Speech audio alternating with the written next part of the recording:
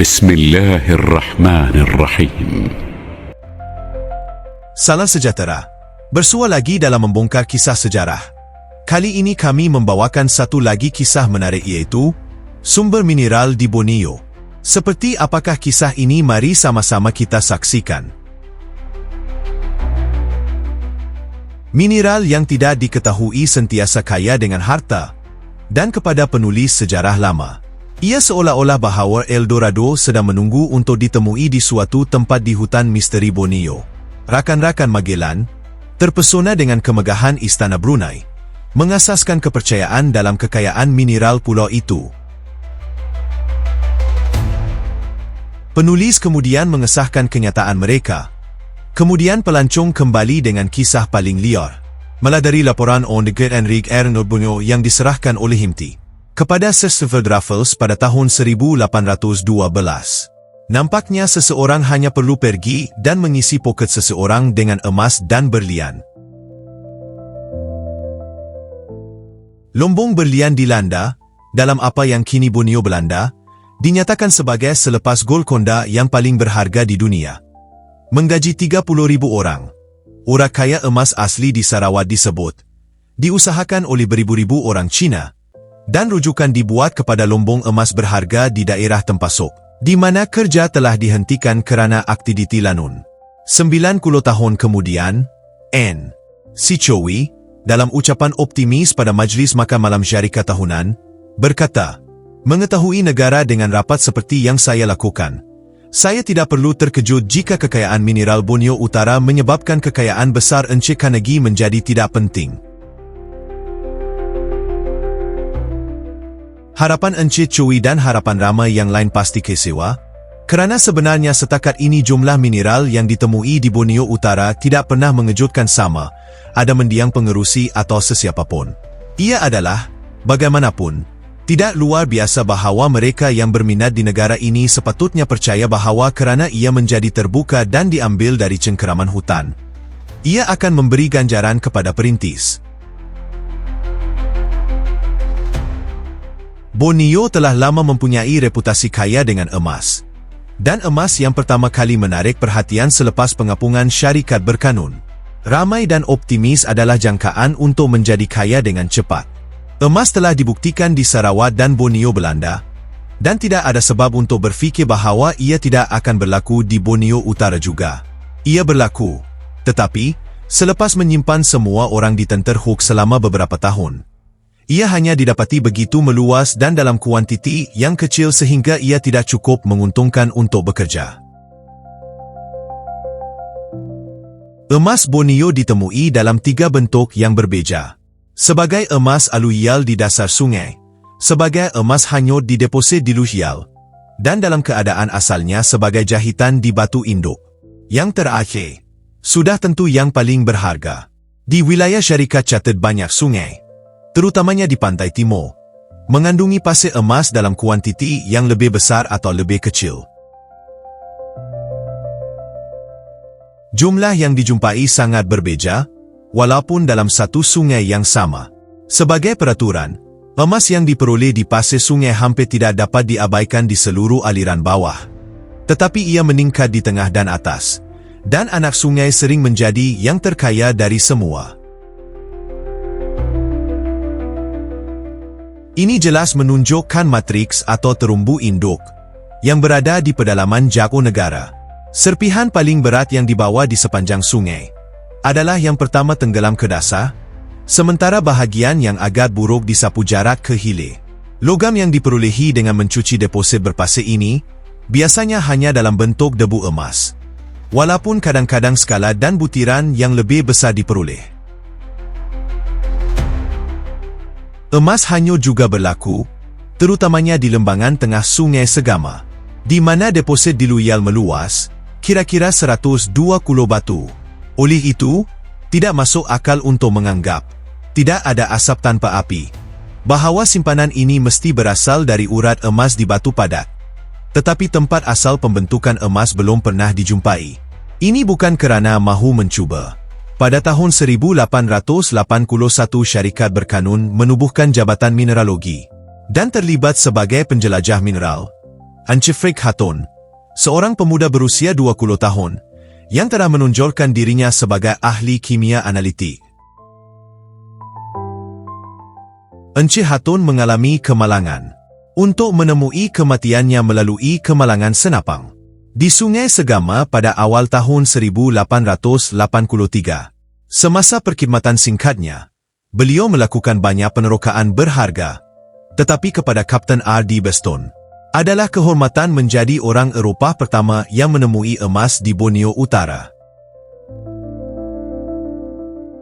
Pada tahun 1883 pegawai ini, yang mempunyai pengalaman praktikal di beberapa ladang emas Australia, meneroka seluruh pantai timur dari Silam ke Sungai Segama, dan melaporkan bahawa ia adalah formasi Arifer Os. Sebenarnya, memperoleh emas dari pencucian yang dibuatnya. Siasatan ini diteruskan oleh N. Henry Locker, Pesuruhjaya Tanah. Dan pada tahun 1885 dia menemui emas di dalam katil kerikil Segama, dalam kuantiti yang mencukupi untuk dibayar jika dikerjakan dengan slow etching, kaedah yang diamalkan oleh orang Cina di Sarawak. Emas yang diperoleh adalah baik dan berkualiti, walaupun tidak banyak. Seperti yang mungkin dibayangkan, penemuan ini menyebabkan berkibar di merpati syarikat yang disewa. Di sini adalah sebuah negara muda, yang dalam beberapa tahun eksploitasi oleh ibu negara British, telah menyerah logam berharga yang seluruh dunia mencari. Tiada had untuk apa yang mungkin dibawa oleh masa depan. Ia seperti kisah dongeng. Atas kekuatan laporan yang diterima, ladang emas Segama, seperti yang disebut, diisytiharkan dalam Warta Pemerintah pada bulan April 1885, yang merangkumi semua tanah dalam jarak 3 batu dari tebing sungai, yang terletak di antara batu emas, 80 batu dari muara, dan Sungai Bilang, 120 batu lebih jauh ke hulu. Pada masa yang sama, walaupun harapan syarikat itu tinggi, ia tidak bersemangat untuk menggalakkan tergesa-gesa penggali putih yang tidak mengetahui negara dan iklimnya.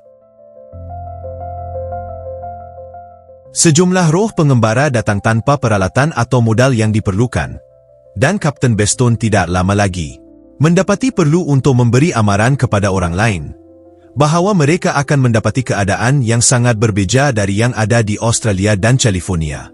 Seperti yang dia katakan, kesukaran utama adalah makanan. Tidak ada rumah-rumah penjajah yang mudah, di mana penggali boleh meletakkan dan menambah kedai-kedai beliau. Sebenarnya di Segama terdapat beberapa kampung asli di mana beras boleh diperoleh. Kemudian lagi, berkemah di bawah naungan pokok yang mudah. Kejadian setiap malam di Australia tidak boleh dilakukan dengan sewenang-wenangnya dalam hutan Borneo. Ringkasnya, kecuali pelombong datang lengkap, mampu menyokong diri mereka selama 6 bulan, dan dalam kedudukan untuk menggunakan tenaga kerja asli, mereka dinasihatkan untuk menjauhkan diri. Perkara ini menjadi sangat serius sehingga amaran ini harus dihantar kepada ejen syarikat Chartered dan kepada setiausaha kolonial dari pelbagai jajahan, dan hukuman dikenakan untuk mendarat penggali tanpa cara. Sebaliknya syarikat itu hanya terlalu bersemangat untuk menggalakkan pencari emas yang baik, dan sebuah jawatan kuasa emas telah ditubuhkan untuk mengumpul dan menyebarkan maklumat dan untuk membantu pendatang baru secara umum dengan nasihat. Tiada yuran dikenakan untuk bekerja emas, dan tiada duti ekspor dikenakan. Ia hanya perlu untuk mendapatkan permit untuk prospek. Orang yang mengambil kesempatan ini adalah orang Cina, yang kebanyakannya berasal dari California dan Australia, di mana mereka didorong oleh undang-undang dan cukai yang berat. Bagi mereka, Borneo Utara yang sentiasa diburu adalah paradis, kerana mereka mendapati keadaan biasa terbalik. Pelombong putih kesiwah dan kuning pesona gerata. Selain itu, jika mereka tidak membuah kekayaan mereka, mereka mendapati pencucian emas bernilai masa mereka dan mampu membuat dari $1 hingga $5 sehari. Walau bagaimanapun, ia menyedari bahawa pencucian kasar ini bukanlah ujian yang mencukupi untuk apa yang mungkin keluar dari sungai dalam keadaan yang lebih baik. Pencician membuktikan bahawa emas itu wujud dan jelas bahawa emas tidak dapat masuk ke sungai tanpa ada beberapa kepala air pancut. Sama ada dalam bentuk terumbu karang, lapisan berbatu atau deposit aluvial yang besar. Emas mesti wujud di suatu tempat, walaupun terumbu karang berada 1000 kaki di bawah permukaan, seperti di beberapa ladang emas Afrika Selatan. Ia telah dikesan di segama selama lebih dari 100 batu. Dan ia pasti bahawa ia mesti datang dari sumber dalam wilayah. Nampaknya hanya perlu melakukan penerokaan yang lebih sistematik dan luas untuk membuat penemuan besar. Untuk tujuan ini, pada awal tahun 1886, Kapten Beston membuat perjalanan prospek yang lebih panjang ke Segama dan menaiki sungai 3 hari perjalanan di luar Barrier Falls. Dia tidak menemui terumbu karang, tetapi dia menganggap bahawa ini akan dijelaskan oleh jumlah besar deposit aluvial yang terkumpul melalui hujan lebat. Dia dapat membuktikan fakta bahawa di Segama Tengah dan Atas, dengan anak sungai, yang perlu dibayar dan di tempat-tempat penggalian yang sangat menguntungkan memang ada. Walaupun hulu sungai yang lebih rendah hanya beberapa bintik, mengambil, seperti yang dia katakan, 1 tan untuk membuat 1 ons, dan dia menyatakan bahawa di luar semua mempersoalkan Darfield Bay District di sini lama terbukti menjadi satu ladang emas yang besar. Terutama berdasarkan laporan beliau, 2 syarikat telah diterbangkan di London untuk mengeksploitasi kawasan ini. Masing-masing memperoleh pajakan perlombongan emas di atas tanah aluvial seluas 1000.